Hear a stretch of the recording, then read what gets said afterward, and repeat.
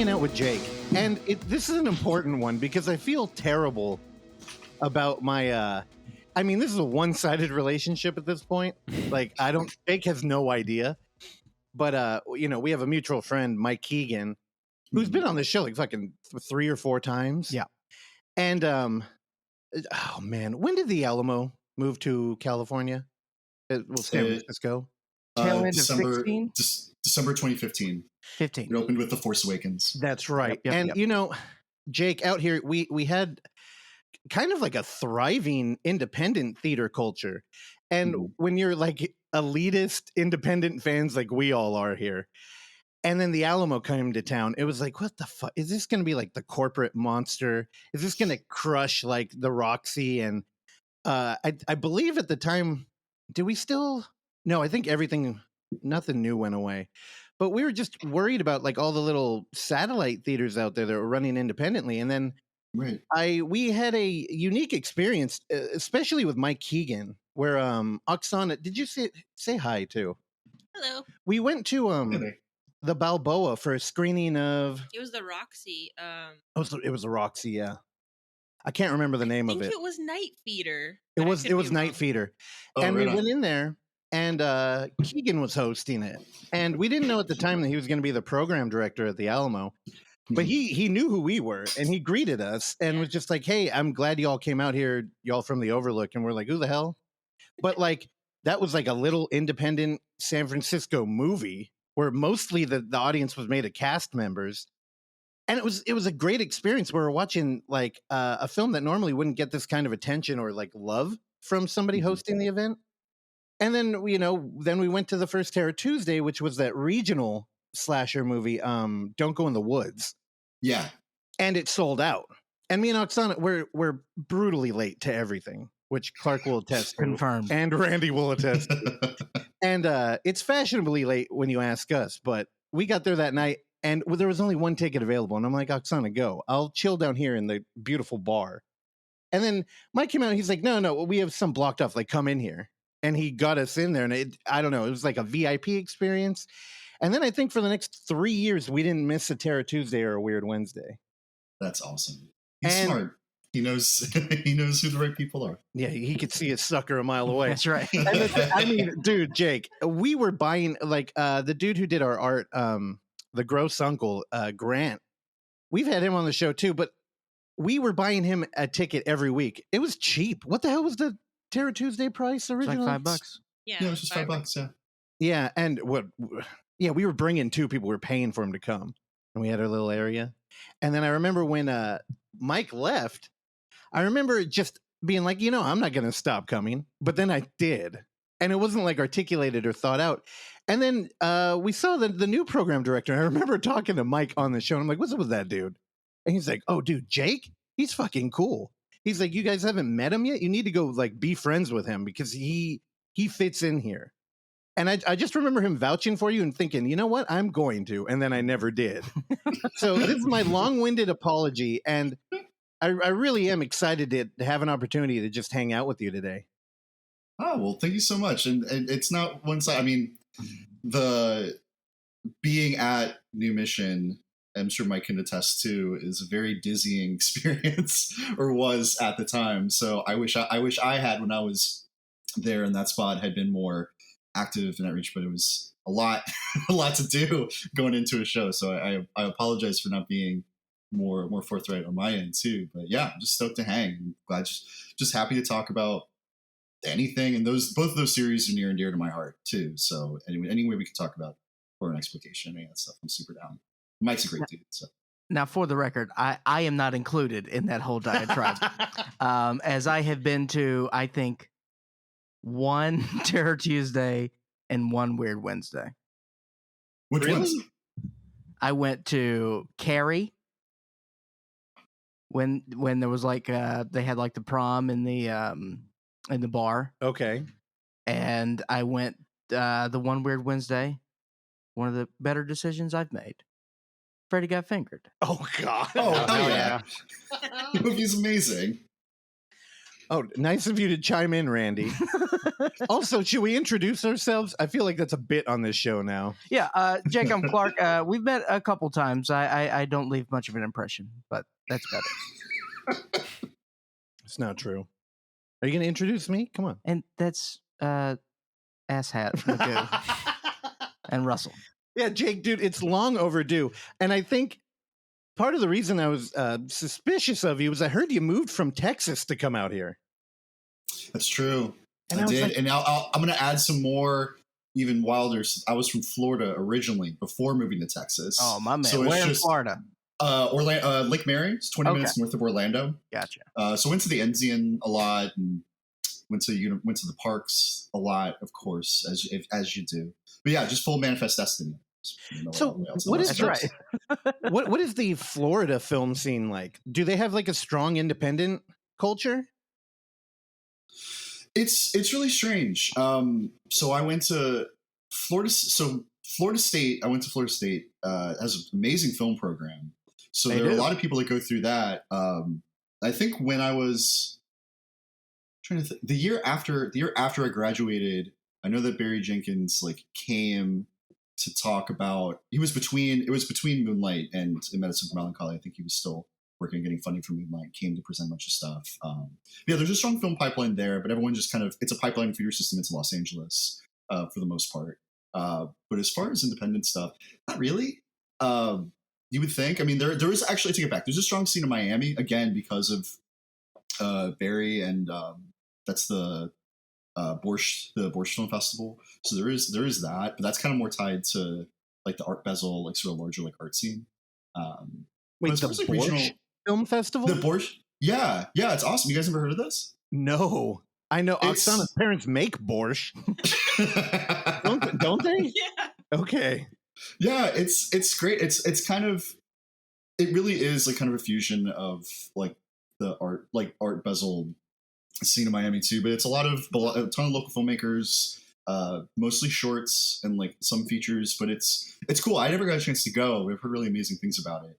I'm trying to think of other, but yeah, I mean, like, a lot of the tax incentives dried up too. So you didn't have a lot of shoots in Florida. All that moved to Georgia, moved to Louisiana. Yeah. Even in my time in Texas, there were a lot of things shooting in Austin that up and left towards Louisiana and Ohio and other states. So, it's a long answer to your short question. Florida seems it's not as cool as it was. There's no Herschel Gordon Lewis or Doris Wishman just wandering around like making stuff. It's not. It doesn't have that pipeline anymore, unfortunately. Weird. You would think there would be some like zany independent filmmakers out there in Florida. Like I think so we run a found footage film festival where everything's kind of like in-world camera, and we do like faux documentary and stuff. And during COVID we did an online edition, and one of the weirder ones that I really enjoyed showing was the Flower Tapes, which felt like Florida man found footage film. Yeah, as he goes through like dating in a motel or something. It was like an Airbnb. Yeah, and I just remember thinking like the backdrop is so unique in Florida, and it would be, I don't know, it just seems rich. Like the only thing that comes to mind right now is Spring Breakers, and I'm like, why aren't there more? Vernon, Florida. Oh, well, Vernon, Florida is a unique landscape though. Like when I think of that, I usually think of like Louisiana or something. It's got that very like swampy vibe. Yeah. Well, that's the thing with Florida. I mean, just like California, you've got North and Central and South. Like Florida's got its three regions. North Florida is the South. You have the Panhandle. It's kind of like Floribama. So you got, Panama City Beach and all that stuff. Central Florida, that's Disney zone, but it's commuter zone, suburbs, Tampa, Orlando, Daytona. Then you get to South Florida, and that's, the Everglades, Miami-Dade, Key West. But then the best thing is the regions in between, like in between those things, that's where all the weird shit happens. Like that is like the liminal space. Like that is the space between spaces, as John Hurt says in Indiana Jones and the Kingdom of the Crystal Skull. That's pretty much, that's the weird zones of Florida. But Vernon's north. There's a lot of, and the Florida, like exploitation movies in Florida are a deep, deep, deep cut of special stuff. Like again, like the Doris Wishman's period there, the Herschel Gordon Lewis stuff. Anything that's related to the Castro, like Castro and Cuba, any of those like CIA backed like sort of like conspiracy thrillers in that area are really fun. Yeah, pretty much. There's a lot of good Florida. Mr. No Legs is a really dope exploitation movie. What is Mr. No Legs? Miami Connection. Oh, Miami Connection too. Mr. No Legs. It is a gangster movie where the main gangster has his main muscle is a guy in a wheelchair who doesn't have like he lost his legs in the war. Like he's a real performer that didn't have that, but he has shotguns inside of his wheelchair, and he does like throwing stars and shit. And he was a martial arts expert for someone that didn't have like a lower. Yeah, we know this movie, dude. It's so good. Yeah, Russell. I think you gotta talk into the mic if you're gonna talk. I think we might have watched this years ago with when we used to do screenings. Or we scouted it when so Jake, several years ago we had a barbecue at the house and we called it Kung Fu Barbecue, and we showed Miami Connection. What else did we show? Pocket Ninjas was a great one with Robert Zadar. It's a children's film we did. Also, that we were doing those barbecues for a while as a total rip-off Alamo programming thing too. Yeah, because the whole thing was I loved how they would make a menu for the theater, and so that I just designed a menu. Yeah, and made me cook it. Yeah, and then he cooked it. The IP lawyers of food and movies are coming to your apartment right now. They're banging on the door. That's right. They're not allowed to put food and movies together. Not in this. So town. I don't think we watched. No, Mr. No Legs, we made. though. Now I will tell you, we did have a but I think we scouted it. How did we not land on that? I know. I think maybe we couldn't find it. I think that was it. Because remember, we couldn't find one movie. I think it's actually had a release like very recently in the past year or so. So like one of those like Code Red releases. Code Red's great. But I do remember, so we did show Miami Connection, and one of the things, one of the food offerings that we had was the YK kimchi dog. Hell yeah. And the Miami Disconnection burger, which I think was a burger with Krispy Kreme donuts as the bun. Yeah, that Excellent. Everybody talked shit on, and then we served it, and everybody loved it. It was a home run. Yeah, that's the trick with donut burgers. You hate it when you see it, and you put it in your mouth, and you realize you made the right decision. Like that's the. This is what it is. Now, I remembered another Florida movie that's come into our realm that we love, that I feel embarrassed to recommend to Jake, who's clearly a educated film programmer. But you got to get into the Blackwell Ghost franchise and get to the third movie. Jake, are you familiar with the Blackwell Ghost? I am not. Please tell me more. Okay. All right. So there's a filmmaker. Oh God, what's his name? Trevor Clay? Not Trevor. It's some Tristan. Tucker Clay? Not Tucker. Turner Clay. That's it. Go. We were gonna get there. So Turner Clay, and this guy is originally from Kentucky and is a filmmaker, but most of his films have been low budget zombie movies. And he decided that he wanted to make a documentary. Now, this is shot as a faux documentary. However, Turner Clay is really playing to the paranormal. To the whole, dare I say, ARG aspect of this whole situation. Sure. Just because of he's not breaking character.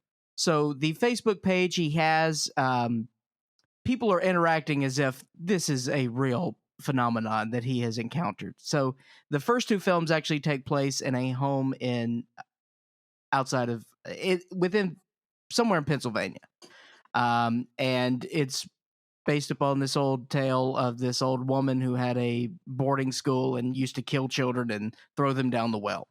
And then, and that's the first two movies. There are currently 5 Blackwell Ghosts. I love your breakdown of that film, by the way. I know, we're getting so there are 5 Blackwell Ghosts. The last 3 all take place in Florida at a.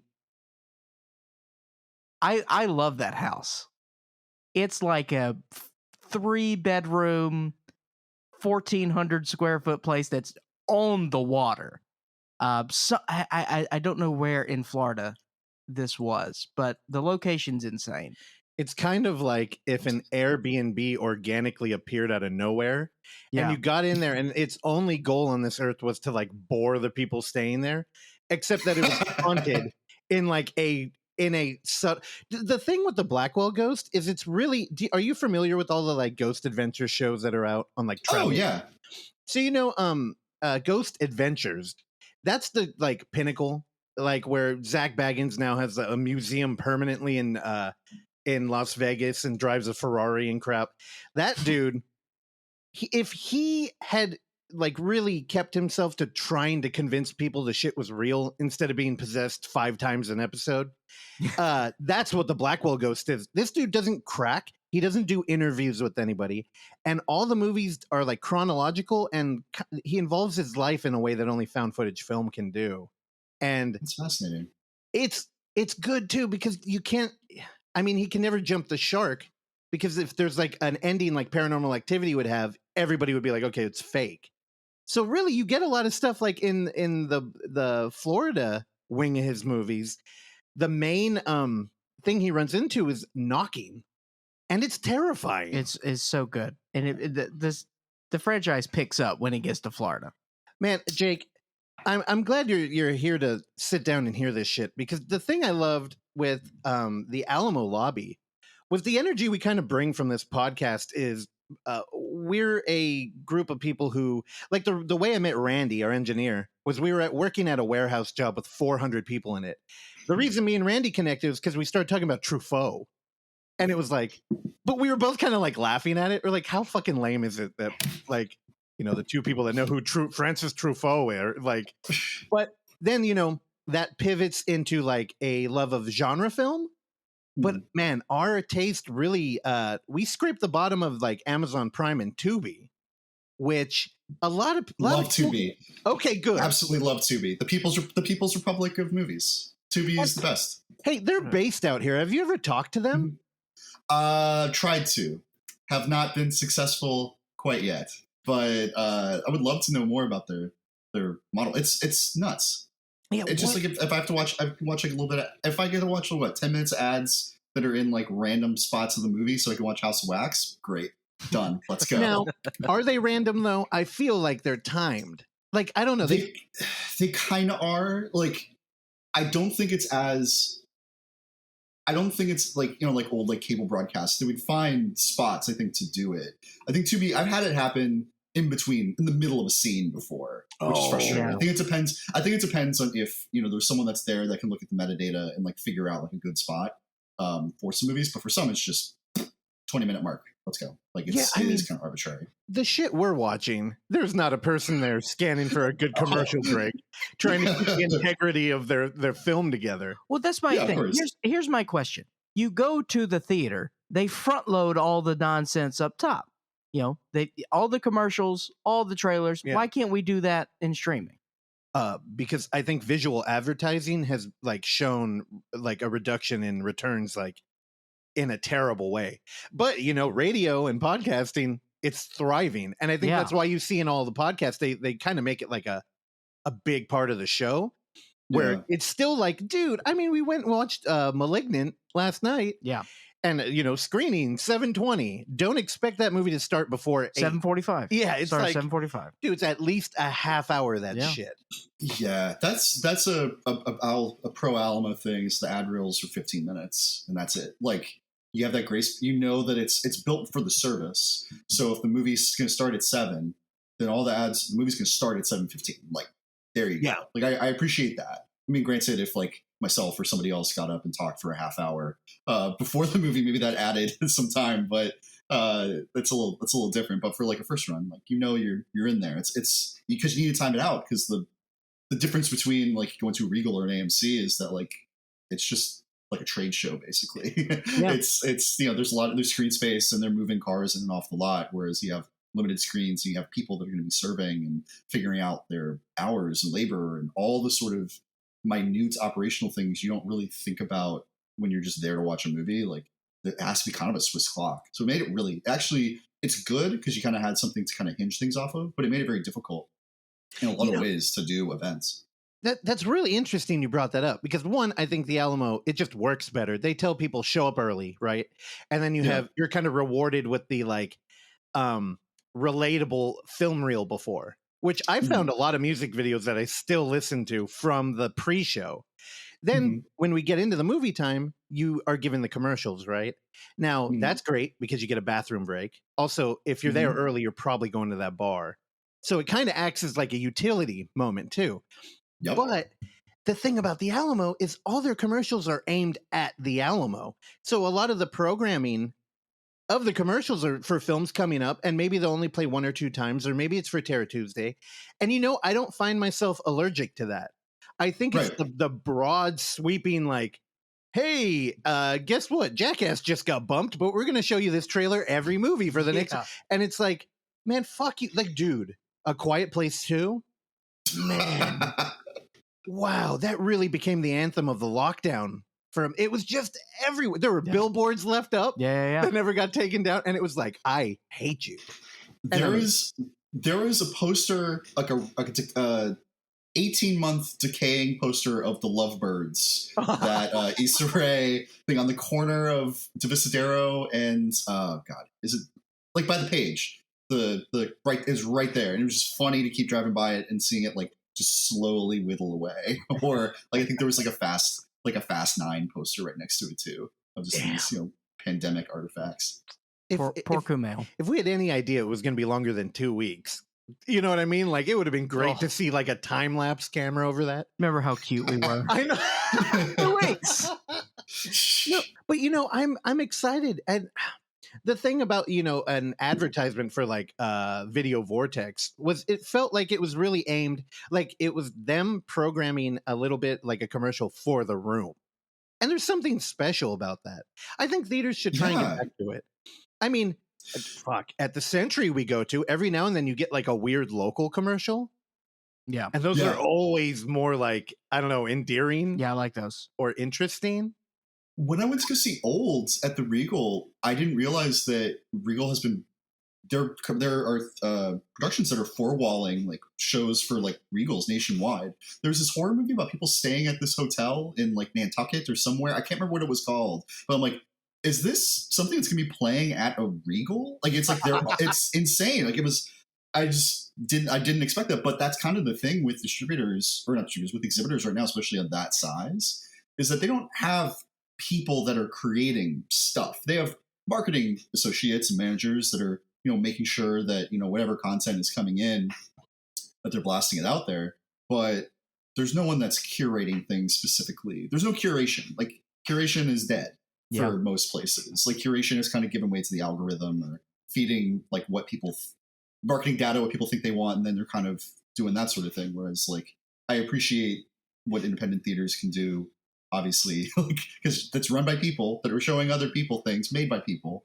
And I think Alamo, did a really fantastic job of managing the two. Like, how do you still bring people in for, whatever movie's coming out, and then you can also still have space, be intelligent enough to have space for things that speak to local audiences. And people like watching horror movies, people like watching exploitation movies, and people like watching found footage stuff. You make the space for it. When you make the space for it, you create a little beam, a lighthouse for cool people to show up and hang out, and there you go.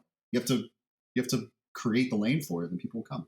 Yeah, companies don't get it. We're really in like the dawn of curation, because there's so much fucking content out there. Yeah. I guarantee you there are hundreds of like brilliant movies that will like lay on the YouTube floor forever. And it really takes, and honestly, that was kind of our experience with the Alamo originally. Was Keegan was a maniac who would be there before the beginning of the movie and the end, and he would stay there an hour past the closing of the film talking to people about what they thought about it or like the theory. Yeah. And like, I've seen you out there doing it, Jake. I feel like I just aged in the 3 years Mike was there, and I was like, I don't know if I can do this now. But also I'm incredibly shy. So I'm warning you now, if we see you out there, you're not going to get away. You're going to be hooked. Dude, I've just been socially eroded so badly over the past year and a half. Like if I go outside and there's a person walking around, I'll like chat them up. Like, do you know about Lucio Fulci? Like, I'll just do that. I think I once drunkenly at like some after work thing for my girlfriend, like shouted, "I love the Italians," while like talking about like a 70s like Italian genre movies, like her friends that are normal people that are like talking about like, "Hey, have you seen Space Jam 2?" No, fuck that. Like, do you want to talk about some giallo shit? But it was anyway. Yes, please. Well, I would welcome more conversation. Let's go. See you at the Balboa. We'll talk. He opened the door. You want to warn him? Clark will leave. When I used to go up there and talk to Mike, he would just be like, "I'll be by the car," and then you would walk. That's the meanest thing you could do, because it would be in the back of my head the whole time. I'm like, all right, dude, I gotta go. Nah, man, we all got different, cars and different gears in those cars and different speeds that we go. Now, of course, I feel like I don't know. Now, Jake, you brought this up just in passing, but what were your thoughts on M. Night Shyamalan's Old? Loved it. Rips. Yeah. It's the dialectic between the serious and like somber. I think The Village is probably his best movie. Like, it's such a perfect like. Hold on. The Village? No, I'm loving it. I'm loving it. The Village. Yeah. I'm a defender of The Village as well. No, I'm limited to go. Here's why. So like, I hadn't watched his stuff in a minute. My girlfriend and I were so stoked for Old. We went for it. And I'm watching this. I'm like, oh, this is a perfect fusion of the sort of knowing camp of The Happening that doesn't totally get there. And then The Village, which is actually like a beautiful rumination of people in isolation and like people trying to make a community that doesn't work. And I would say The Village is a movie that if you watched it right now in our current context, it plays like beautifully. Like these people that are so afraid of the modern worlds that they just kind of create their own. Sorry, spoilers for The Village. These people that are 40 times to go.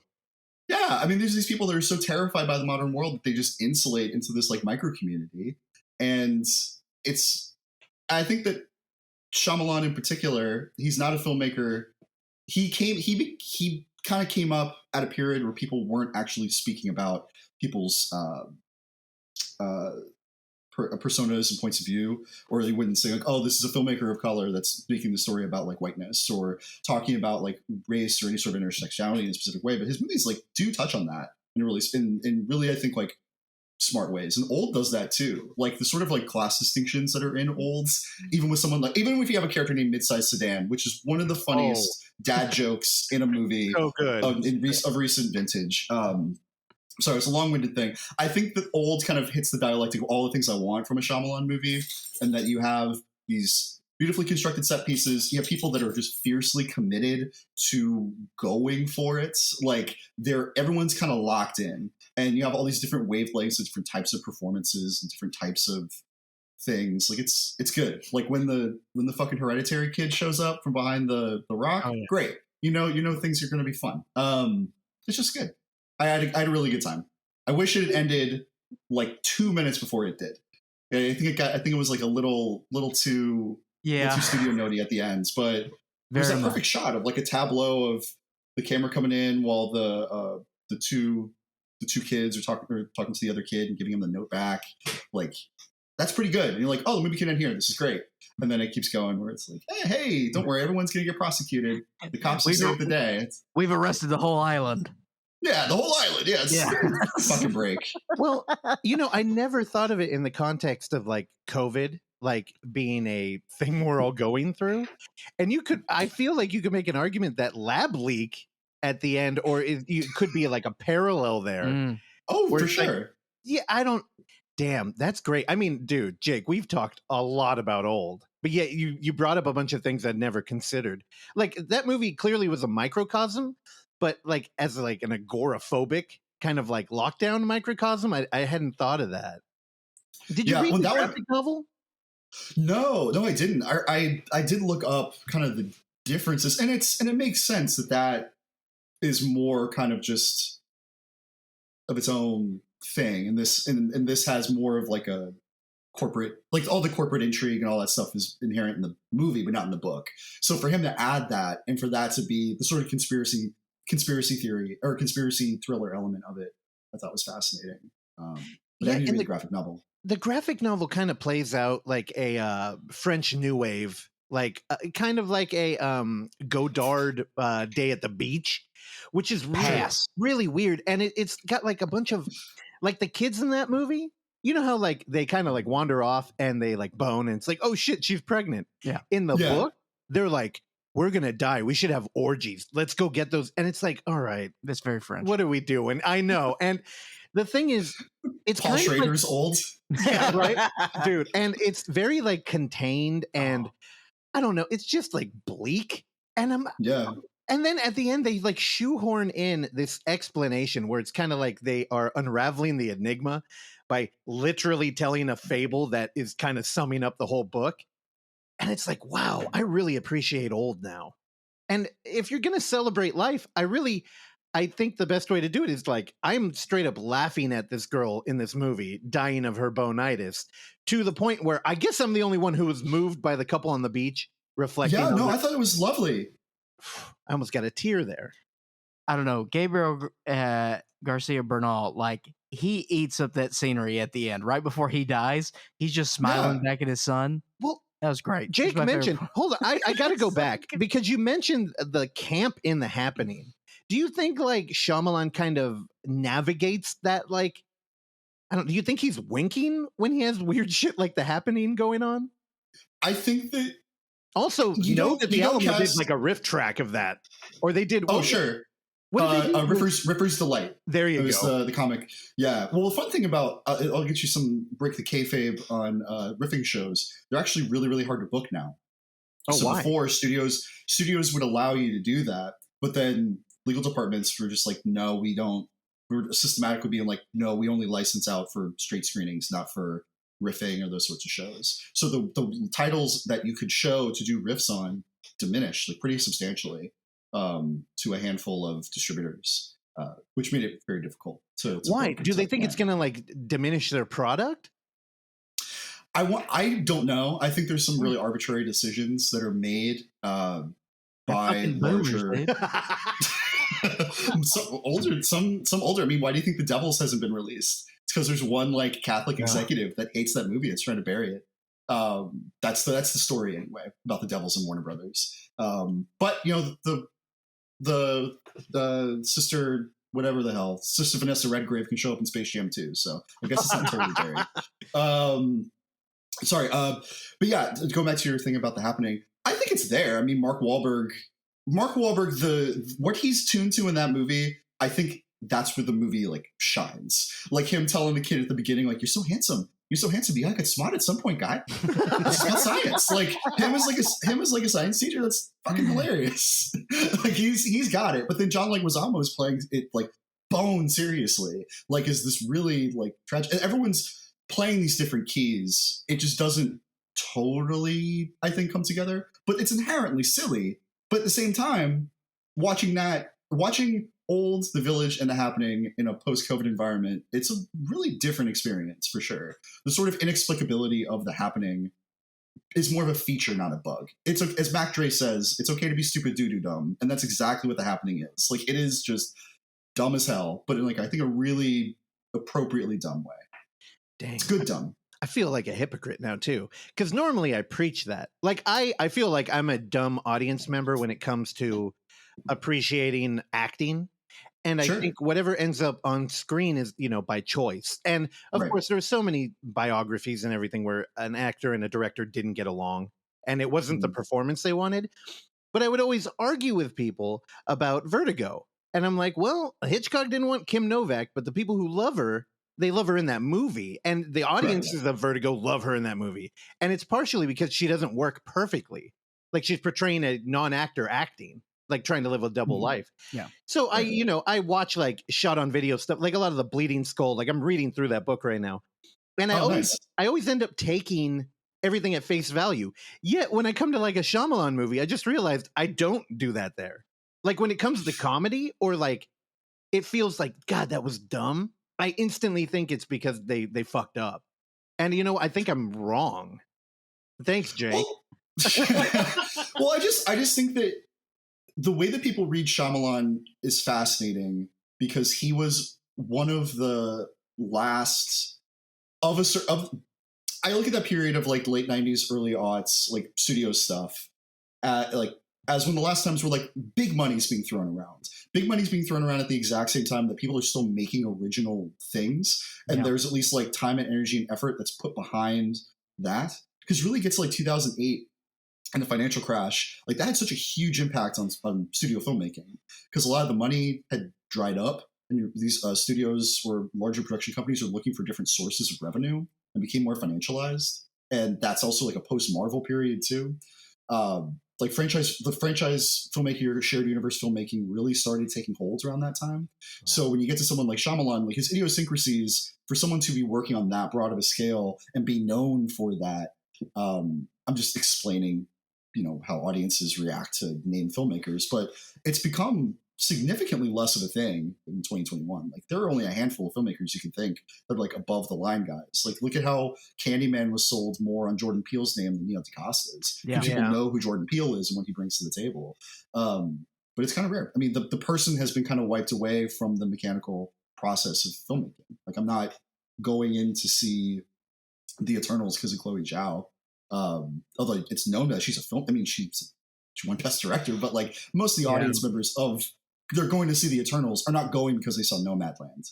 It's not like the thing with that. So I mean, I'm going to go see, ripped Kumail Nanjiani. That's what I want to go see.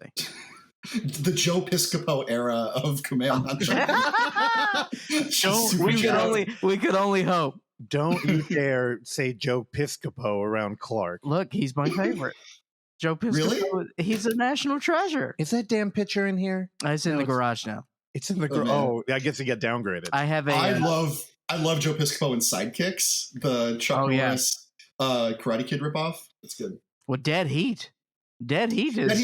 He has like a certain level of anti-comedy in Dead Heat that is just like every joke doesn't land. Like none of his jokes land, but his commitment to it is so good. Like, Dead Heat's a blast. Yeah. All right, Jake, you gotta worm in Dead Heat at the Alamo and get Clark up there. I want to see you intro that fucking movie. So I'm not. So yeah. I still work with Alamo in a different capacity, but as far as like stuff with New Mission, I'm kind of on the back burner. So hopefully, like waiting for some stuff. Hopefully, can bring back Terror Tuesday and Wednesday. Well, okay. A couple of the people that we collaborate with and do like live streams with, they work there as wait staff, and I got my ear to the ground, and I was like, "Hey, what's up?" Because I don't know why. I thought you moved. I thought Jake had left when the Alamo came down, and then no, just stayed in my basement. Just stayed in my little in-law apartment, slowly going crazy. Well, like everybody else. In a drunken conversation, when I brought that up, people, I'm telling you, they love you out there. They're just like, dude, Jake rules. Nice. Yeah, so I don't know. We got to get you back in there because so if you're not there doing like program directing, is there like an interim person, or are they not going to do like special programming? So it's been centralized among sort of the people in Austin. I will say I know people that are doing it. They're doing the best they can and have eyes towards like this is sort of like a stopgap until more people are kind of brought back into the folds. And it's going to take some time to readjust, I think. So I would give them some time before they figure their stuff out. But as they restaff and figure out, it's like learning how to ride a bike again. That's I think how kind of a lot of it is. So when late nights open back up, there'll be some need. Stuff will come back for sure. All right, it better. I'm gonna start writing my Yelp reviews now. Hey, it doesn't come back there. There's other venues. There's other venues that should definitely take the baton of showing that stuff. So that's a goal to at least make sure movies keep playing, and regardless of the venue. So. Hold on, before we get too far away. Also, you said The Village was his best movie. It's lingering. I gotta know why. Oh, well, I was saying. Like, I think that it's kind of this. Like, I think it's lyrical in a way that his movies like try to get to. I think like it's. Let me scale. Yeah, when I was saying stuff about like COVID and like communities and stuff, I was referring to The Village. I mean, The Old kind of fits that too. But William Hurt is good as hell in that. I think Bryce Dallas Howard's really soulful. Joaquin Phoenix has, speaking of Hitchcock, has a cool like thing where you think that he's gonna be the lead through most of the movie, and he's just fucking bleeding out through the second half. Like it's a movie that has a lot of like really sharp narrative turns, and I think the part that gets a lot of people think is just not of a piece, like I think it's really resonant. I think it's resonant for there to be people that are like, well, we don't want to live in society anymore. We want to retreat to a period that we think would work best for us. And it is a bunch of upper crusty, like city liberals that want to make this sort of almost like not Jonestown, but they want to make their own sort of planned community that is built around like their sense of security. And I think there's something that's in that we can watch now with sort of a different mindset than me at that time, that I think is just really sharp and resonant. Wow. I think it's got some of his best. It's just a gorgeous movie too. Like Roger Deakins shot the hell out of that. Like it's just or is it Conrad Hall? It's either way. Like it's just a gorgeous movie. I just think it's a perfect object. God damn it! All right, I took a note. I'm gonna rewatch it. Plus, I love how much it pissed people off when it came out. Yeah, I was one of them. I loved it. I've been a defender of the village since it came out. Can you wax poetic like Jake just did about it? Nope. Let him do the heavy lifting. All right. Well, Jake, what are you doing in the meantime? I know you got some programming coming up at two of our favorite theaters out here in San Francisco. Oh, right on. Yeah. So I talked to the folks at the Roxy, hat in hand, and they were chill with wanting to try out some shows. So I've been doing trying to start this roving repertory program throughout the Bay Area. It's called Transmissions, and it started with the Roxy. So we did shows of Barfly and 35, because I was like, during COVID, just really wanted to drink, really wanted to go to a dive bar, and was just obsessed with movies set in bars. So watch Barfly a bunch, Trees Lounge, last night at the Alamo, the Eagle Pinnell movie, just anything that was just in like physical spaces, and Barfly like really resonated. It felt like a good first movie back. And Roxy was super down to book on film too, which was really cool. So we did that, and Thief, Michael Mann's Thief last week. Hell yeah. Yeah. Oh, just told Carl to play it loud, and he did. So that was really good. So yeah, got some shows coming up with the Roxy, showing Demonlover, the Olivier Assayas movie, Girl Bosses, Corporate Intrigue, and Hentai. What else do you want? Yeah. So what is Demonlover? I apparently missed that movie, and when I saw that you were showing it, I looked it up, and I'm like, whoa, I need to watch that. Yeah, Demonlover, I feel like fits into this sort of fascinating well of like turn of the century globalization, or I think of it in a lot of ways like Abel Ferrara was doing stuff like this with New Rose Hotel. It's a really dope William Gibson adaptation with Chris Walken and Willem Dafoe and Asia Argento. Who else is doing stuff like this? Like these sort of filmmakers are having to cobble together money from all these resources. Like it's a French-U.S. co-production, or getting it from a bunch of different countries. Like that's built within the text of the way in which like corporate world's kind of encroaching on stuff. Like the perils of international finance is kind of like a subtitle. Ooh. I would have for a lot of these movies.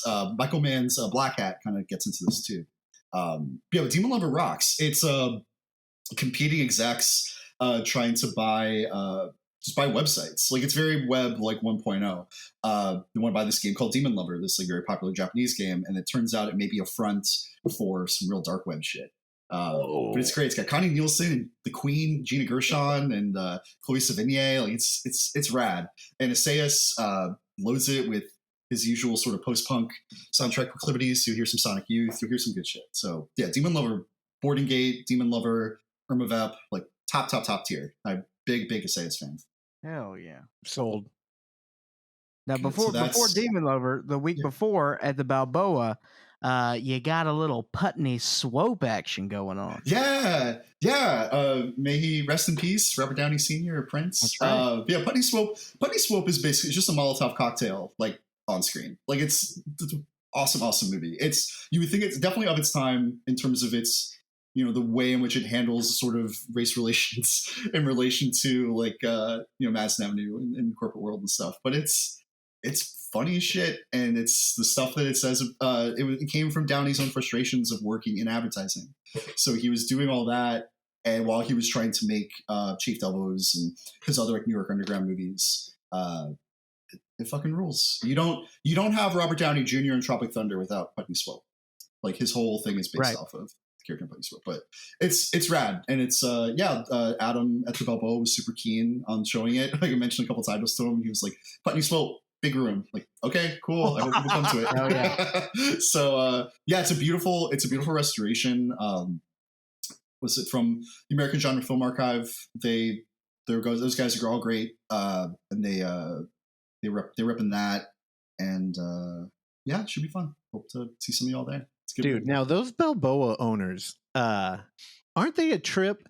They're some of the most cool yet dry people I've ever known in my life. And one of our good friends, Harry Nordlinger from Cinematic Oblivion, who worked at the Alamo before, he works there. And I remember I'm like, dude, what's up with them? Like, Chloe, like, is she? And he's like, dude, I worked here for a long time thinking she hated me. They're just so like low key chill. And you know, here's the thing. So we're looking at your scheduling, and you're also showing Halloween 3 at the Presidio. Now, when you're booking multiple venues, do you have like in your head, are you thinking Demonlover's gonna crush at the Roxy because they're gonna get foot traffic in there, and people are gonna show up going like, oh, Chloe and Savigny, and then go in there and be like, whoa, my mind was blown. Where like, you know, the Balboa, you're kind of in this weird little neighborhood that's pretty like, it's pretty banging post-COVID. But the Balboa has been crushing it. Because they're the only game in town. Like they came out full guns a-blazing with like, we're just going to book movies. And I think what you're seeing now is that audiences, because there's a pandemic, like still, especially families, are not going to go out to see stuff. So if you're a neighborhood theater that specialized in family films or all that sort of stuff, like that audience isn't coming out. And I think that people that have this latent interest, 18-month built up latent interest in going to movies, are going to want to see repertory titles. They're going to want to see, they're going to want to be exposed to stuff. Because if you're stuck, looking at your DVD pile or looking at, what's streaming or what people are screaming about on different social media platforms, it's really tough to focus. But when you buy a ticket, you sit in a seat, and it's something you've been meaning to see, put it on a calendar, it's meaningful. Like it means that you are going to do something. And I think that that's kind of why you'd see something like Balboa, where like, what did I see that was like killed? The Doom Generation. Omar showed his print of the Doom Generation. It was full. And it was full of people that I had not seen at another screening. It was a totally different audience. And that's when I knew like, oh, people are traveling to go to the Balboa to see something like the Doom Generation. It's not as neighborhood isolated as it was maybe before. So let's just try what to do with these different venues. It's also the time. It's money. It's cost. It's also time. And it's also testing out, what plays where. Frank at the Presidio was very kind to respond to my email when I said like, hey, I've got movies going on at different places. Were you interested in trying something? And just like Halloween 3 felt like I want to see that. And it's also like 7:30. It's not super late, or 7:45. One of the two. And it's like, people come out to see Halloween 3. It'll be great. Even if it's in the Marina, which is not an area that people go see movies at very often, like, let's give it a shot. Why not? Go get some cocktails afterwards. Fuck it. My mom will not be going out to see Halloween 3. Every October, she's like, 3 more days to... I hate that movie. They ruined all the... I'm like, Mom, what the hell? And they never made another one after that. It was done. The series ended. God. She's got such a weird vendetta. She was watching Into the Darkness. Have you seen that? It's like a 4.5-hour documentary that kind of, they spend like 3 to 5 minutes on every horror movie in the 80s. Got to Halloween 3 and my mom was drinking tequila. Oh my God. Yeah, my mom will not be there. Although, where's the Presidio? We've been there. So it's on Chestnut and 18th or 19th. All right. I don't know. Coswell's, that burger bar is attached to it, but it's got this beautiful Art Deco facade. It is kind of, you have to take a couple of bus lines. Like, hopefully, getting out early, I think will be good because it's a little bit easier to get around. It's pretty close to Lombard too, like a block or two from Lombard. House that Jack built. Yeah. Parking around there's at night there. And it was like raining that day. Yeah, I don't know buildings by their address, okay? I know it by the vibe. Are their names? It's all what they look like, their name, what their function. I only remember theaters by the trauma I had inside. And Of course. That's the house that Jack built was a hell of a one and done with the Presidio. no, and I Oh like my the Presidio, goodness. but yeah, it can be a trek to get out there. Well, I remember, Yeah. dude, going in there, it felt like everybody who worked there was smoking cigarettes and like judging everybody who walked in, which honestly is the The vibe best. I want. Yeah, Yes. that's the best It vibe. was also But pouring rain that day. yeah, and I just remember thinking, why the fuck are they showing the house that Jack built? Like, did somebody trick them, or did they don't know. confuse the title? I'm glad they did. It's a very. It was. I felt we had a internal Alamo screening of that. I think that and Dragged Across Concrete in like a couple weeks separation from each other. I was howling laughing at some parts of House that Jack built Oh, hell and yeah. Dragged that were not things other people were laughing at. So that was cool. Well, Definitely outed myself as a pervert. oh, okay. You know, it's funny. That man, I don't know, Jake. I'm glad we're talking. One of the things I remember about Keegan was he has that iconic laugh that would always happen at dead moments in the theater, and everybody there would just know it was him. Yep. Yeah. And half the time he'd just be in the doorway all the way in the back, and then just leave right after too. Yeah. Yeah, Jake, man, I'm excited to go to these screenings. Also, man, we should go back to the Presidio. I know. I've only It's a been there beautiful one venue. time. I saw that Donnie Yen movie, Raging Fire, there a couple weeks back. That was my first time there. I was the only person in the room, which sucked for a movie like that. Like, you want to be with a packed house and just like cheer when Donnie Yen saves a kid with a car. It's so. Have you guys seen this? No. Or heard about this? It rips. It's like a very much a throwback to like 80s, 90s like Hong Kong action stuff, but it kind of is like a low key like Heat or Infernal Affairs, kind of, Oh. but a lot like Michael Mann's Heat. Love Donnie Yen is this sort of upstanding inspector with moral scruples whose protege was years earlier was outed in some sort of corruption scandal, and he's become this master criminal. And it's about the two of them like butting heads against each other. It's so good. It's got a I highly 7.2 on IMDb. It must be a perfect film. That is incredibly high I for haven't used IMDb, IMDb where all ratings the in such a trolls long like time. I don't know. Well, Yeah. we introed a movie for Another Hole in the Head where the director was like, "You got to help me. People are tanking me on IMDb," and we're like, "I don't know, dude. I feel like IMDb is just a black hole. They like to have the movie circle the bowl there, but it was somebody really trying to tank it. Also, it That looks like they're sucks. showing. Was that Elle Callahan's new movie they're showing? What's it called? Witch Hunt. Yeah. Shout they're out showing to our Witch Hunt. first 15-minute interview we ever did on the show. That's awesome. Yeah, I mean, was it? She was incredibly nice, but what the hell? We can't talk to somebody for 15 minutes. We could, but we're not good. I know. So is it the Presidio? It's gonna open on October 1st. Okay. Witch Hunt. Good. We're gonna drag Jake out there. Jeez, So we can hang out with him. October's almost here, man. Let's do it. Gee whiz. October's going to be nuts. Like, there's going to be so many. Because I think the one I'm most excited for in October is Titane, the Julia DeCarno movie. Have you guys seen Raw? The French, the French cannibal movie. Mhm. Yeah, it was her follow up. It won the Palme d'Or at Cannes, but it's kind of like all I know about it is it involves cars in a way similar to Crash. So I am 100% there. Crash, not bookable. Yeah. Brandon Cronenberg, dude. Crash is not bookable theatrically because it's NC-17 supposedly. Hey Milton, it's my dog Milton. What the? Hey, bud. Oh. Wait, you can't book Crash? I was wondering why I never saw it like in a theater. It's just a movie that's popped up at like family events where people are like, "Oh, Crash," and then it's like, "Oh, I didn't know it was the Cronenberg one." But I mean, if you did book it, could you maybe backdoor to some sort of secret screening situation? Of course.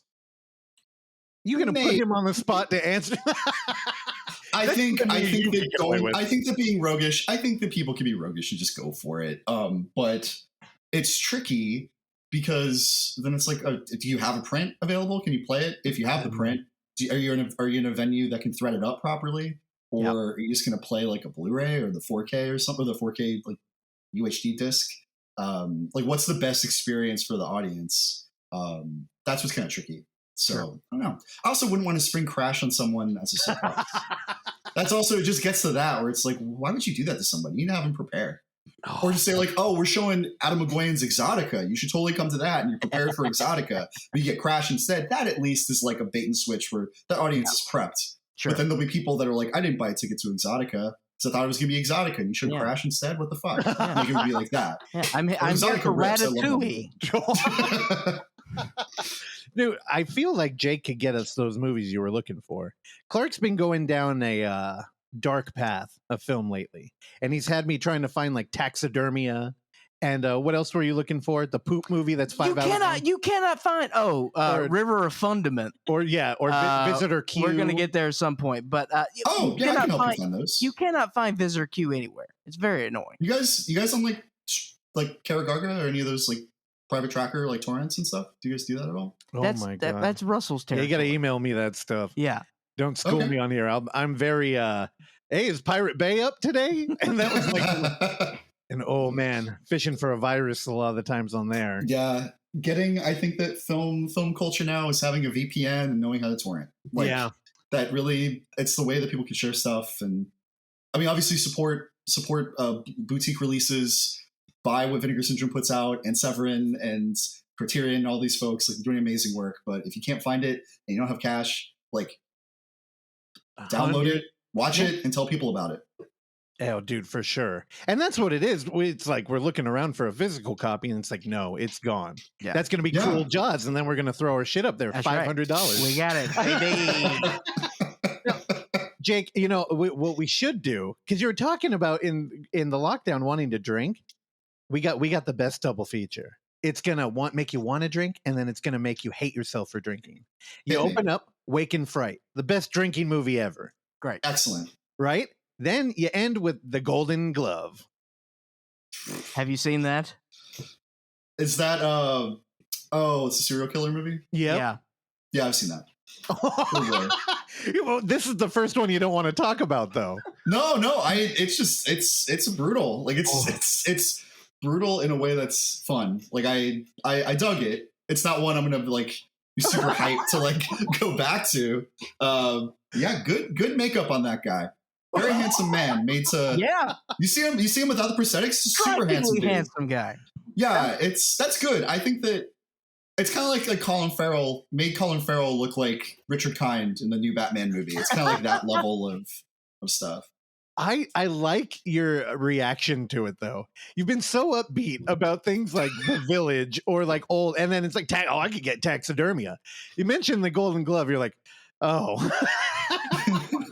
Testament to that movie. That movie is truly it's wild. Yeah, I think that's the film that got Clark looking for Visitor Q online. No, we were looking for Visitor Q before, but I don't know. I've been meaning to catch up on some Takashi Miike, so I feel like Visitor Q is definitely it has to be on that radar, man. All right. Prolific guys like Miike are so hard. I mean, it's like Miike, Soderbergh, Spike Lee, who are some really Shin Sono. Like, where do you start?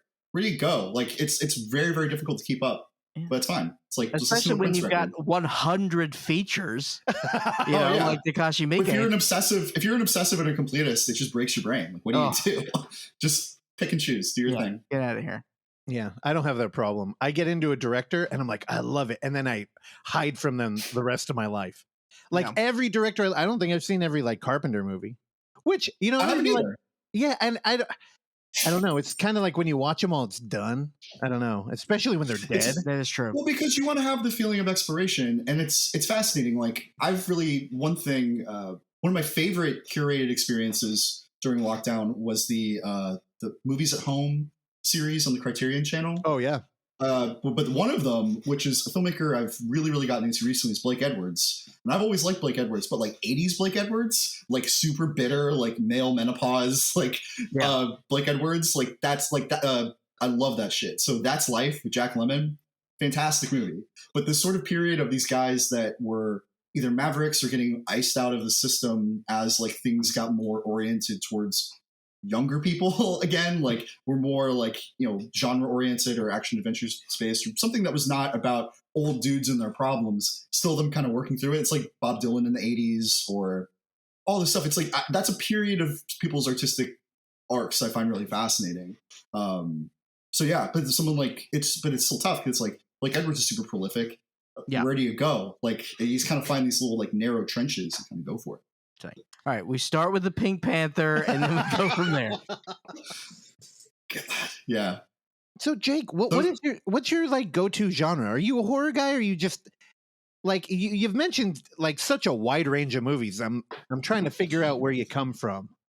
I don't know any of these days anymore. I mean, like it's funny, Mike and I talked about horror in a way where like neither of us I think are like super heavy horror dudes, but really dig horror. And I think that sort of like sideways approach can be good. I try to approach any genre or thing I like as just kind of like, what's another angle into this beyond the direct angle? Like I dig thrillers and suspense movies and cop movies and detective movies, procedurals and stuff. Exploitation. Exploitation. Oh, for sure.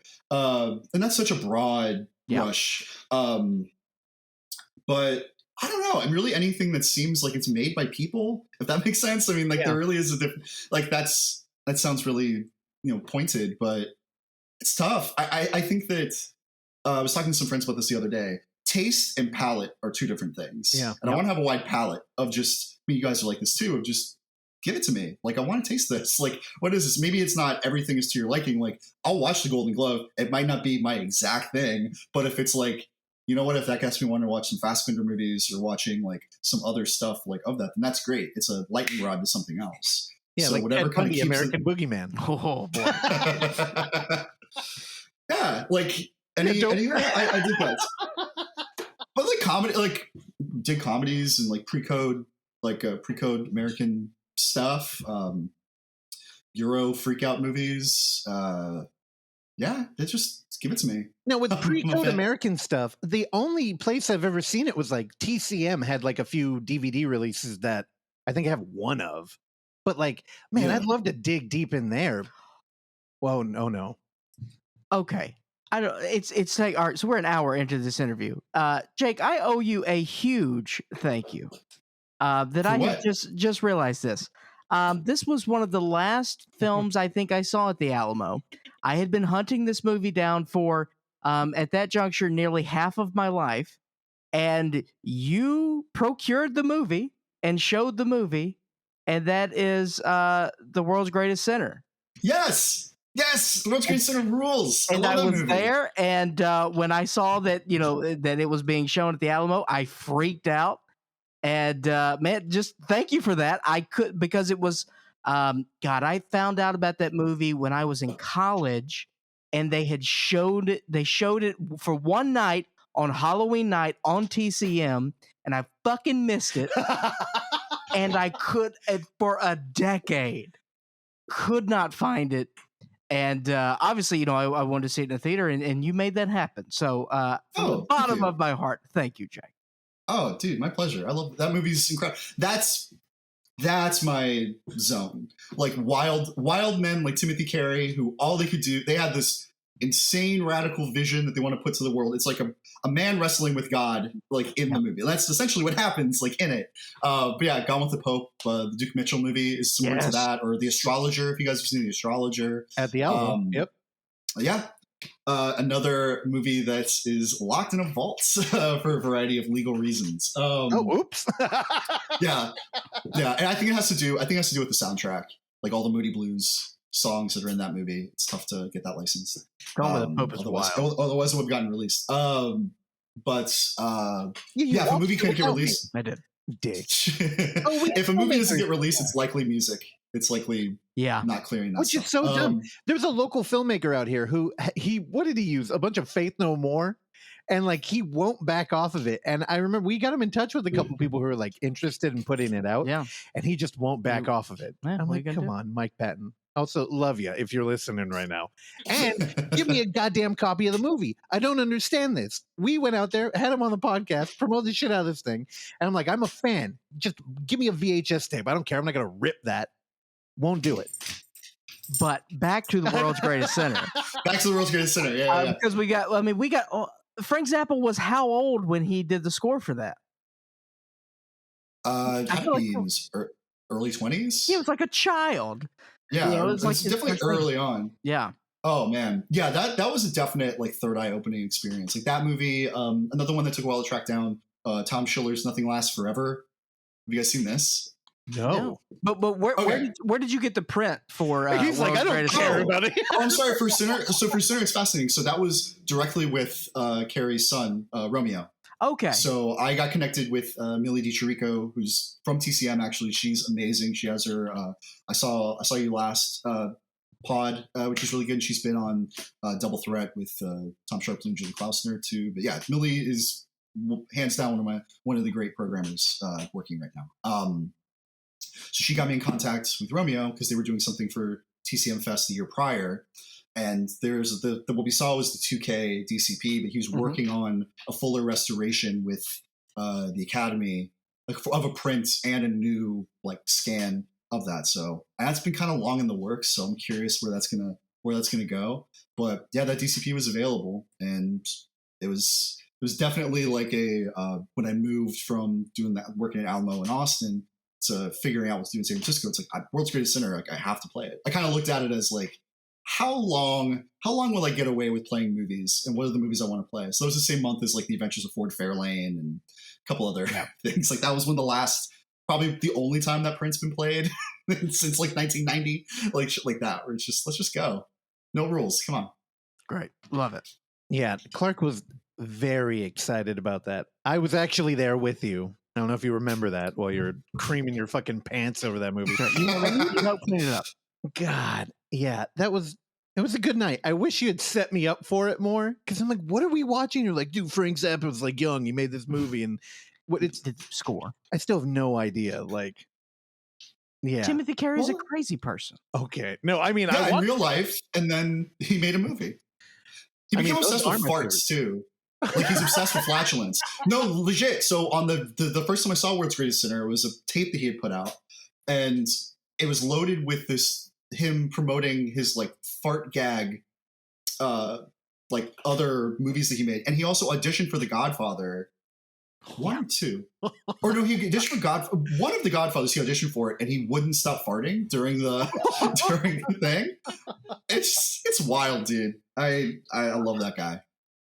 now, okay, you briefly mentioned working at the Alamo in Austin, coming out to San Francisco. What made you want to take the jump out here? Like, and how different are the communities? Radically different, actually. Well, it was an opportunity. I mean, the New Mission's an amazing theater, and so to have the opportunity to program at a historic venue Yeah, in a city I'd always wanted to, like, and it just felt like a dream thing. Like it's like how often when these chances present themselves, how often does that happen? And just go for it. Why not? So it's been a dream to live in San Francisco and to be a part of the San Francisco film community. It was very short lived. So I was only, I was programming for about a year before COVID happened. As far as the Austin community, I mean, Austin film culture is deeply, deeply fascinating. You have all these different strains of exploitation culture, the exploitation like imprint sharing boom of the late 90s, early 2000s. It's all Quentin Tarantino. Not all, but a lot of it. So he would come to the Dobie Theater, which was the one of the homes of the Austin Film Society, started by Richard Linklater and a couple of other folks, to show, like, bring his prints. This is, I think, after the period between Jackie Brown and Kill Bill. oh, And we do this yearly. This is around the same time the Alamo opened in downtown Austin in 1997. And then the second year of QT Fest, it was held at the Alamo. And that's also what interested Tim League, the owner and founder of the Alamo, to start buying prints. And that's what started the Weird Wednesday series of just these print acquisitions of like, what the hell is this? And we just start screening stuff. And one of the guys that was going to QT Fest, that was going to Weird Wednesday, is a programmer named Lars Nilsson, who's hands down like one of the best programmers ever, and a mentor and a really good friend. And he was just like, I know what these are. Like, I can tell you what they are. And he just presented Weird Wednesday. So like this, and he was the programmer there for like from like 2000 up until 2013 or so. There's actually a book coming out about the history of Weird Wednesday, similar to the Bleeding Skull book. It's about kind of the history of the American Genre Film Archive. So all the prints that were stored became AGFA, and then AGFA has now blossomed into this beautiful theatrical entity, spearheaded by Joe Ziemba of Bleeding Skull and Brett Berg. but yeah, like the Austin film culture has that. But you also have the local independent stuff like the Linklater strain, or guys like Eagle Pinnell. Toby Hooper was an Austin filmmaker. Like Texas Chainsaw. You can go to the Texas Chainsaw house and get barbecue there now. It's really cool. Oh yeah, yeah. And the Alamo Village, before it was the Alamo Village, was the theater that Texas Chainsaw originally opened at in 1974. Look at so you! You're like an Alamo of, historian over here. I kind of am, yeah. And I But- mean, there's so much history there, and I wish, I think a book is needed, because now that I'm reading again, as of like 3 months ago, I've been devouring it, and I'm not really like a good internet, like I don't know, fact finder, and it's hard for me to build like a story out of like disjointed information. But like hearing hard. you talk about it now, that's what I need. And man, AGFA, it's so weird, because you would think AGFA has been around for 100 years. They feel like I have a lot of respect for them, and they feel like they carry a lot of weight.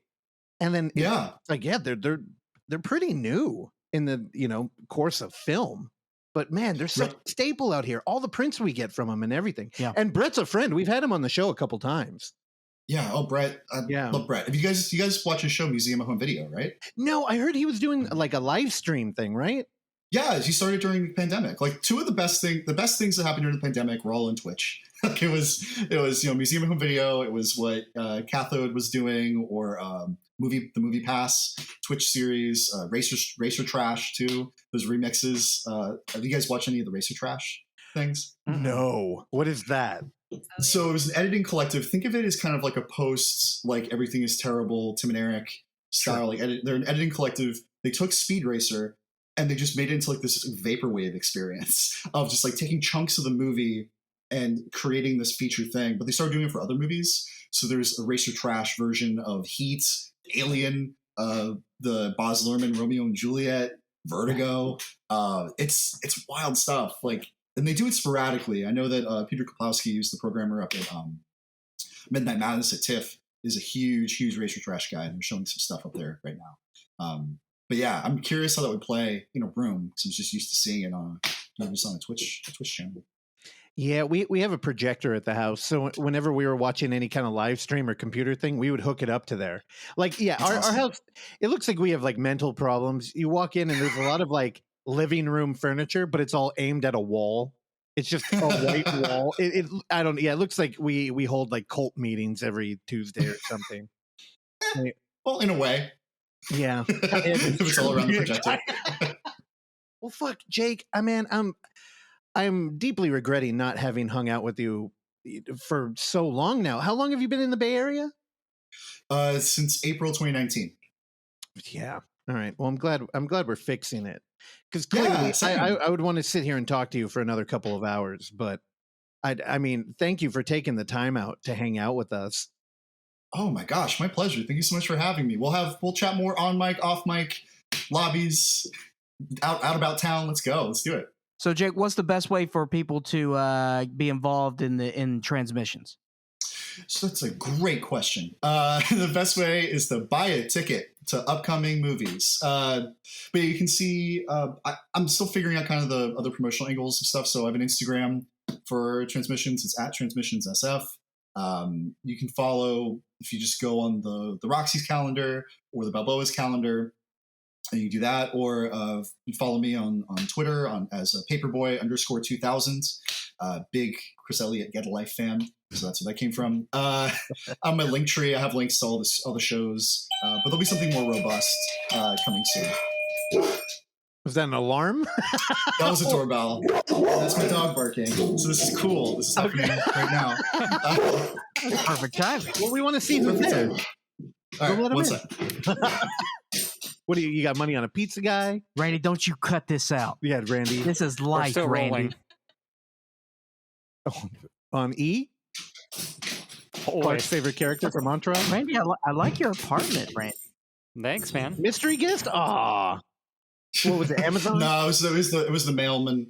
Actually, it's a cache of zines. So this is another thing to plug, if it's okay. Yeah. The Beacon Theater in Seattle, run by Tommy Swenson and Casey Moore, two upstanding dudes. They put out a zine that was curated by Nick Pinkerton, like one of the great American film writer right now, I think, called Bombast. So I was like, hey, how can I help get it out there? So we're going to get these zines at some Green Apples and at Amoeba to buy. And you can also, you can buy it from their site, but if you want to support, getting stuff at local bookstores, they'll be at the Green Apple on Irving and 9th, Green Apple on Clement, Amoeba, and Booksmith, hopefully. Fingers crossed. That's right. What's the zine called again? It's called Bombast, and it has Tweety Bird on the cover. It's beautiful, and there's a whole breakdown of 80s Blake Edwards. So if you want to hear more about 80s Blake Edwards between Nick Pinkerton and filmmaker Sean Price Williams, then totally read it. It's really good. Dude, zines have been killing it in this like weird lockdown era.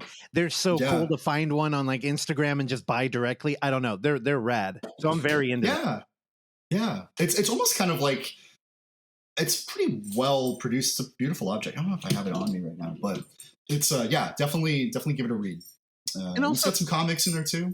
It's good. Do mailmen always ring the doorbell? I feel like that's kind of like dude, just leave the mail. It's I think it's because there's a box. He still chunked it over the fence, which is fine. Dude, but it's kind of sporadic. Have poetic license, it's whatever they want to do. Clark's got a love-hate relationship with all his DoorDash or Grubhub drivers. Like some of them, just the eye contact they would make, or they like. My favorite was that dude took a picture of the front door, but you're in the picture. Yeah, you're looking out the window at him. Very good. Excellent. Jake, you rule, man. Thank you so much for taking the time out. And what were those dates again for your screenings? Oh, sure. So Putney Swope, Tuesday, September 21st at the Balboa. I think it's a 7:30 show. Demonlover is Monday, September 27th at the Roxy. That's a 9 o'clock show. And if you buy tickets now, I'll be able to add some more. So that's at least for Demonlover. Putney's got a way to go. Then tickets will be on sale shortly for Halloween 3, Season of the Witch, at the Presidio on Monday, October 11th.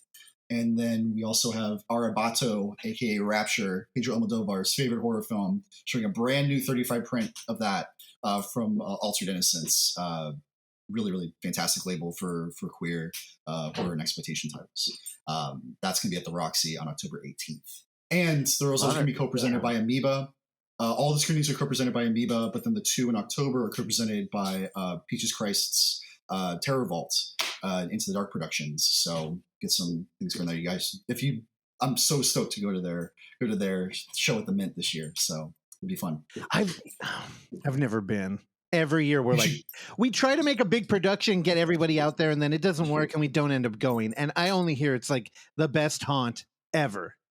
Incredible. Like the show pre-lockdown was so fun. Like it was a really great time. So I can't wait to see what they and the rest of the team have cooked up. So we're working with them for those October shows, and they'll be on sale shortly.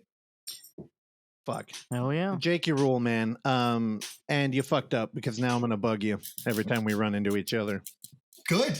Bug away. You say that now. That's how it starts.